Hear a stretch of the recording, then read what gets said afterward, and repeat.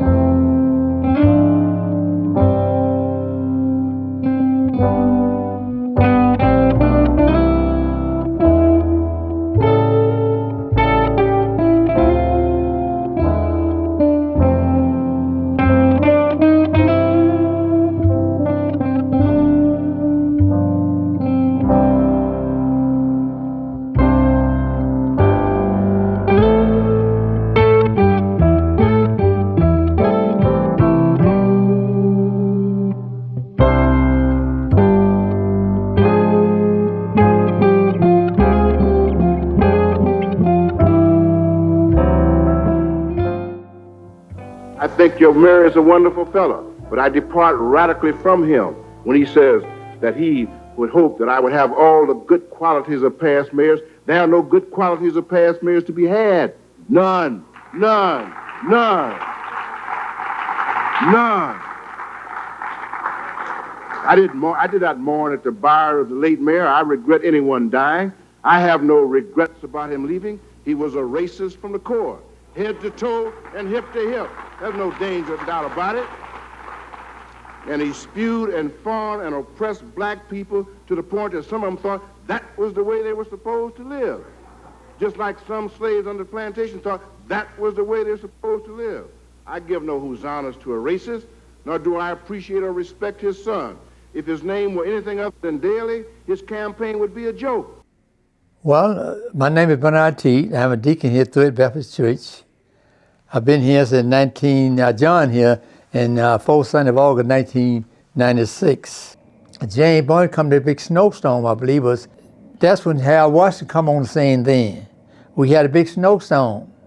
And she had said that around the schools and stuff, certain places snow was moved, and she didn't know what she was talking about. They hadn't even been touched. And they did everything to try to discredit him for running for mayor. And but he still succeeded. One of the things I think they thought was mostly what Harold Washington was, they thought Jesse Jackson was going to run the city if Harold Washington got in there. But Harold Washington was his own man. I mean, I remember playing a gig when Harold Washington was running for mayor. And I was in the middle of my solo, and I felt somebody tugging me in the back and told me stop playing. I said, why? Because the mayoral candidate is here and he wants to speak. I have never seen a man command the English language like Harold Washington. Harold Washington baffled the whole city.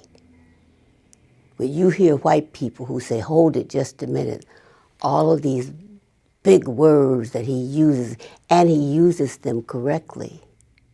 He is a politician's politician.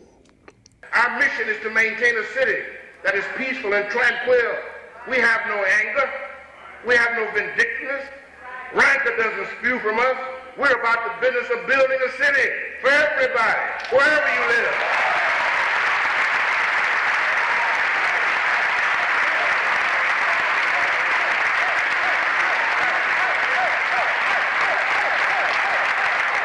Harold Washington was really just coming into his own. He had been re-elected to a second term, had achieved a level of parity with the city council. Things were finally going his way.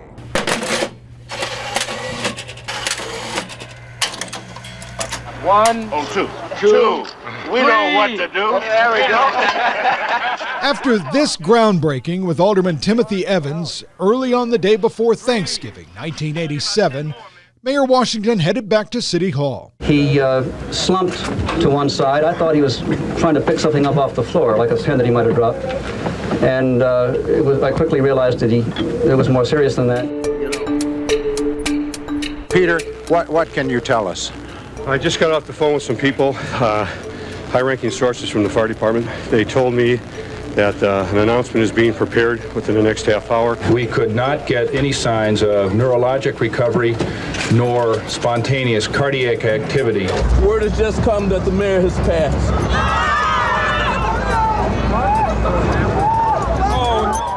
Right. He was, I got a chance to meet him twice. But like anybody else, you walk up, shake hands, how you doing, Mr. Mayor? And the smile that we all saw on television was amplified when you saw it in person. And the sorrow. I mean, there again, more than a family member. Again, the hurting, the longing for wondering what might have been. Or what could have been.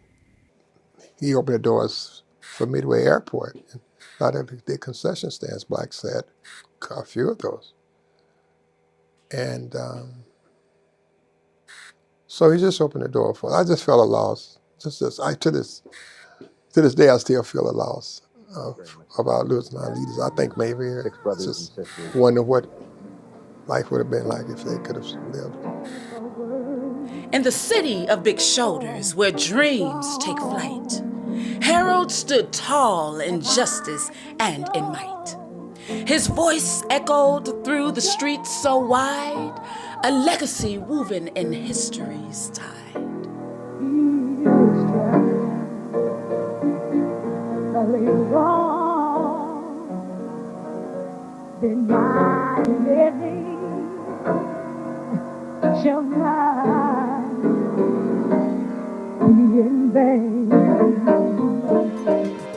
You didn't have time to grieve.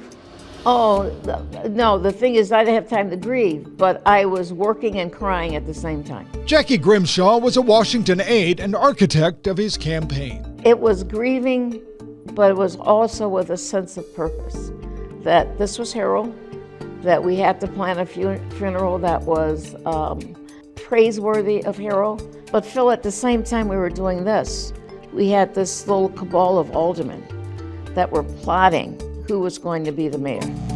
Those who yearned to be mayor included a number of aldermen: Eugene Sawyer, Timothy Evans, Danny Davis, Richard Mell, and Lawrence Bloom. I don't feel any pressure to move swiftly.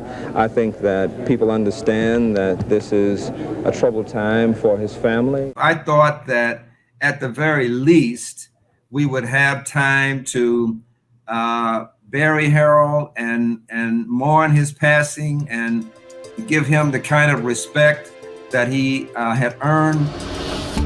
We were over to Vadoniak's house. Sawyer, all of them, they were over there. I wasn't there at that time, but some of the policemen, some of your aldermen, they were over there. And they were discussing who was going to be, this after Herald had died, who's going to be the mayor. You know that term, smoke-filled rooms? The meeting was an apparent violation of the Open Meetings Act, since reporters were not allowed in. I don't think that the people of Chicago should have their next mayor picked at O'Hare Field. That same day, here at Operation Push, members of the Washington faction attempted a show of unity. And we must hang together, or we'll hang separately. But it was clear at that meeting that Tim Evans was emerging as a clear favorite of the Washington faithful. I will never forget him, and no death can separate us from his triumph. That week for me was so painful that I was not doing political calculations. I was not doing political strategy. I was trying to say goodbye. And perhaps the most sincere form of remembrance, the hundreds of thousands of Chicagoans who began to pay their respects to the late mayor as his body lay in the rotunda of City Hall. The river of humanity at times stretched 4 or 5 blocks. The river of tears seemed to never stop. At first, I thought maybe Tim Evans might have been a good man, because I had met Tim Evans personally, because he comes to Masonic Temple But then Sawyer was in there too. Eugene Sawyer was one of Washington's right-hand men too. So they didn't want Evans in there because Evans the one that pushed for that election. Evans the one that pushed for the election, and they had their guns because they know what they get Eugene Sawyer, they could talk him. I felt he would probably be better suited to continue Herald's program, his legacy. That's my personal opinion. Harold Washington left City Hall for the last time early on the morning of November 30th, but only after hundreds of thousands of people had stood in line for endless hours.